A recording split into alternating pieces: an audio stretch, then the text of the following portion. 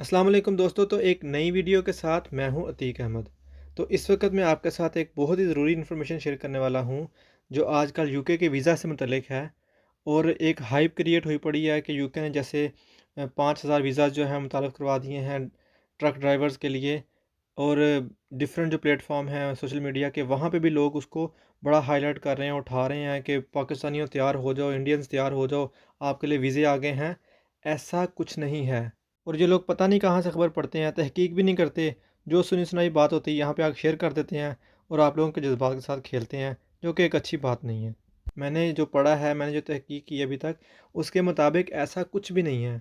सबसे पहली बात तो ये है कि यूके ने इस वक्त जो अपनी आर्मी है वो डिप्लॉय की हुई है इस चीज़ के लिए, और जो फ़ौज है वो इस वक्त इस काम को सरअंजाम दे रही है। वो ट्रक ड्राइव करके और दूसरे कंट्री से पेट्रोल और ख़ुराक लेके अपने मुल्क में आ रहे हैं। और इसी के साथ मैं आपको ये बता दूं कि इस वक्त जो यूके है उसकी जो प्रायोरिटी लिस्ट पे है वो यूरोपियन कंट्रीज़ हैं, जैसा कि पोलैंड और रोमानिया वगैरह है, ऐसे ममालिक उसकी प्रायोरिटी पे हैं।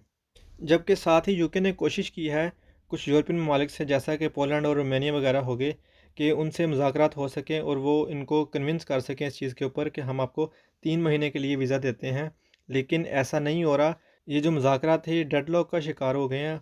वो इस चीज़ पे कन्विंस नहीं है। जो पोलैंड वाले लोग हैं या रोमानिया वाले लोग हैं या यूरोपियन लोग हैं, वो इस चीज़ पे कन्विंस नहीं है। वो ये कह रहे हैं कि अगर आपने वीज़ा हमें देना है तो हमें लॉन्ग टर्म वीज़ा दें, हमें ये 3 महीने का वीज़ा नहीं चाहिए। इसलिए यूके की उन ममालिक के साथ बात चल रही है, उनकी जो ट्रक एसोसिएशन है उनके साथ बात चल रही है यूके की। अब अगर वहाँ से नहीं कुछ बन पाएगा, आई मीन वो नहीं कन्विंस होते इस चीज़ के ऊपर, फिर चांसेस हैं कि वो यूके रुख अपना करे एशियन कंट्रीज़ की तरफ। तो फ़िलहाल मेरे पास ऐसी कोई इन्फॉर्मेशन नहीं है कि पाकिस्तान को यूके वीज़े दे रहा है, या इंडिया को दे रहा है, या बांग्लादेश को दे रहा है, या एशियन कंट्रीज़ को दे रहा है। ऐसी मेरे पास कोई इन्फॉर्मेशन नहीं है और ना ही ऐसा कुछ है अभी तक। लेकिन पॉसिबली अगर डेडलॉक कायम रहता है और ये नहीं लोग कन्विंस होते, फिर जो यूके है वो रुख करेगा एशियन कंट्रीज़ का। तब मैं आपके साथ ये इन्फॉर्मेशन शेयर कर दूंगा उसी वक्त कि आप लोग तैयार हो जाएं और वीज़ा अप्लाई कर लें। बस यही एक अहम मालूमात थी जो मैं आपके साथ शेयर करना चाहता था।